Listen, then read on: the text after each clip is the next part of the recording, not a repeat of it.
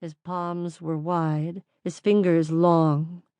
She knew from experience he could use his hands for pleasure and pain. She'd been on the receiving end of both. But today, any touch from him felt wrong. And it had since the man below had come into her world. The satyr on the right charged, and Cinna's stomach curled into a knot. The man ducked beneath the sword, narrowly missed being decapitated, swiveled, and arced out with his blade. It caught the satyr across the chest, and he stumbled back. The satyr on the left lunged. The man hit the ground with a thud, rolled, then popped back up, catching the second satyr in the leg. He was stealth and danger and precision and coiled strength. And Cinna's blood hummed as she watched his body twist and turn and beat back the monsters with a rhythm that looked more like a dance than a battle. Blood gushed from the satyr's wound.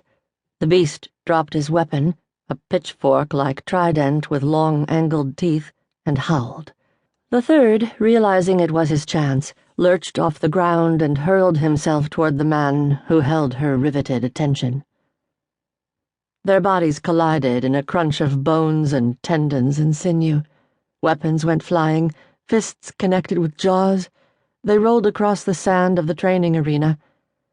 High above, Cinna tensed as she watched the man take hit after hit. At her back, Zagreus's excitement permeated the air around her, as did his whispered, "Come on, unleash the monster." His fingers dug into her shoulders. Pain spiraled from the spot, shooting up and down her spine, but she didn't move. Her eyes were fixed on the struggle below. Sand flew up into the air, blood and sweat coated their bodies, grunts echoed off the walls. They rolled again, and the satyr got the upper hand, pinning the man to the arena floor. One hand pressed down hard on his shoulder, while the other closed in a vice around his throat. Cinna's adrenaline surged, and a tight, hard lump formed in her chest, causing her breath to catch. Muscles flexed beneath the pale skin of the man's arms. He wrapped one giant hand around the satyr's, covering his throat, and tried to pull the satyr's fingers free of his windpipe. His other arm flew out to the side, grappling for the blade just out of his reach. His eyes bulged, his face turned red. Cinna's palms grew sweaty, and she swallowed hard, knowing what it felt to be held like that, willing him to break free, to live. Though why, she couldn't say. The satyr chuckled, a dark, menacing sound that drifted up to the rafters in a throaty growl. "You are no savior, just a worthless, weak mortal about to visit the fires of Hades." "Not without you." The man's neck muscles strained, his fingertips found the handle of the blade.